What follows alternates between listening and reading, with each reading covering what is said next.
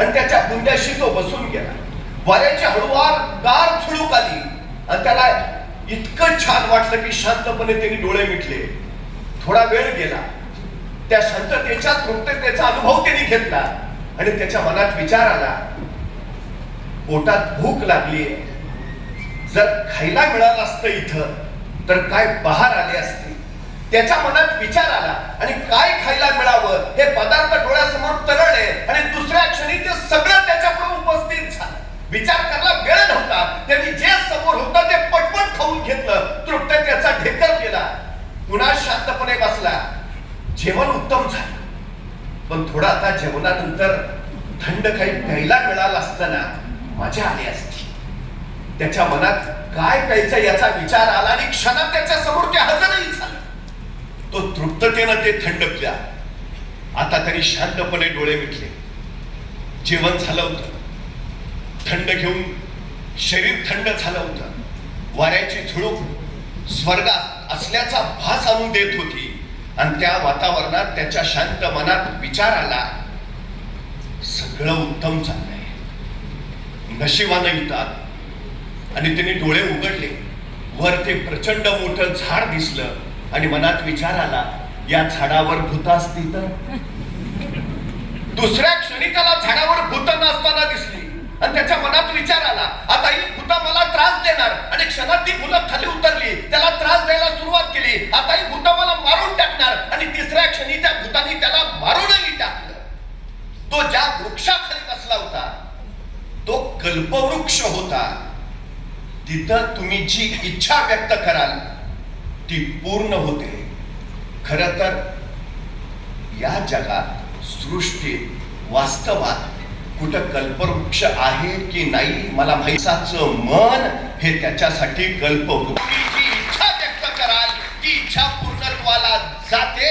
या जगामध्ये तुमचा पराभव करायचं सामर्थ्य दुसरा कुणातही नाही, ते फक्त तुमच्या विचारात आहे. या जगात दुसरा कुणी तुम्हाला बंधनं घालू शकत नाही. तुम्हाला बंधनं फक्त तुम्ही घालू शकता. या जगामध्ये दुसरा कुणी तुम्हाला मर्यादा घालू शकत नाही. तुम्हाला मर्यादा फक्त तुम्ही घालू शकता. या जगात दुसरा कुणी तुम्हाला विजयी करू शकत नाही. तुम्हाला विजयी फक्त तुम्ही आणि तुम्हीच करू शकता. तुमचं मन हे जगातलं सगळ्यात सामर्थ्यशाली शस्त्र आहे. सगळ्यात. एका कैद्याला न्यायमूर्तीने मृत्यूदंडाची शिक्षा दिली. तत्कालीन काळात मृत्यूदंड देणं म्हणजे फासावर चढवणं. पण काही शास्त्रज्ञांना प्रयोग करायचे होते.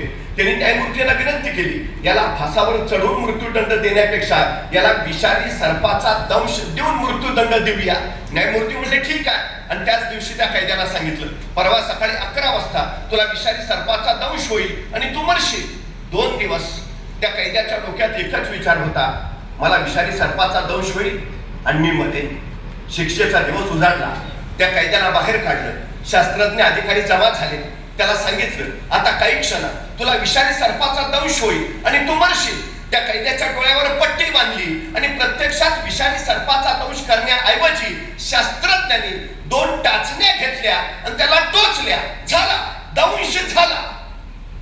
अर्ध्या तासात त्या कैद्याच्या तोंडातून फेस बाहेर आला आणि पुढच्या 1.5 तासात शरीर काळं निळं पडून तो मरण पावला. प्रत्यक्षात विषारी सर्पाचा दंश झाला होता का? विषारी सर्प तुम्हाला मारत नाही, तुमच्या मनातला विचार तुम्हाला मारून टाकतो. तुम्ही यशाचा विचार केला, तुम्ही यशस्वी. तुम्ही अपयशाचा विचार केला, तुम्ही अपयशी. तुम्ही सकारात्मक विचार केला, सगळं सकारात्मक. तुम्ही नकारात्मक विचार केला, सगळं नकारात्मक. तुमचा विचार हेच तुमचं आयुष्य घडवतं किंवा बिघडवतं. या जगात दुसऱ्या कुणाचाही ताकद नाही तुमच्या आयुष्यावर कुठला परिणाम करायची, घडवण्याची, बिघडवण्याची अजिबात नाही. तुम्ही जे तुमचं घडेल ते तुम्ही घडवता. जग नव्हे. तुमच्यात सगळ्या गोष्टी तुम्ही फक्त ठरवायला. मानवी व्यक्तिमत्वाचे अभ्यासक आणि जीवशास्त्रीय संशोधक असं म्हणतात की नुकतंच जन्माला आलेलं एखादं नवजात बाळ तुम्ही आम्हाला आणून द्या आणि त्याला काय बनवायचे ते सांगा, आम्ही बनवून देतो. हवं ते बनवता येतं. डॉक्टर बनायचंय बनू शकता, इंजिनियर बनू शकता, वकील बनू शकता, शास्त्रज्ञ बनू शकता, क्रिकेटपटू बनू शकता, अभिनेता बनू शकता.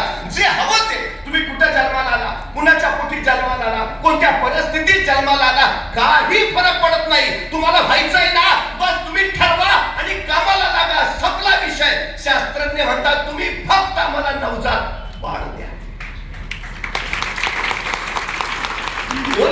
ओल्या मातीच्या गोळ्याला हवा कसा आकार देता येत असेल तर जिवंत हाडामांसाच्या गोळ्याला सुद्धा हवा तसा आकार देता येतो. फक्त माती ओली हवी आणि वय संस्कार क्षम हवा. मी जिजाऊ शैक्षणिक संस्थेचं वारंवार अभिनंदन एवढ्या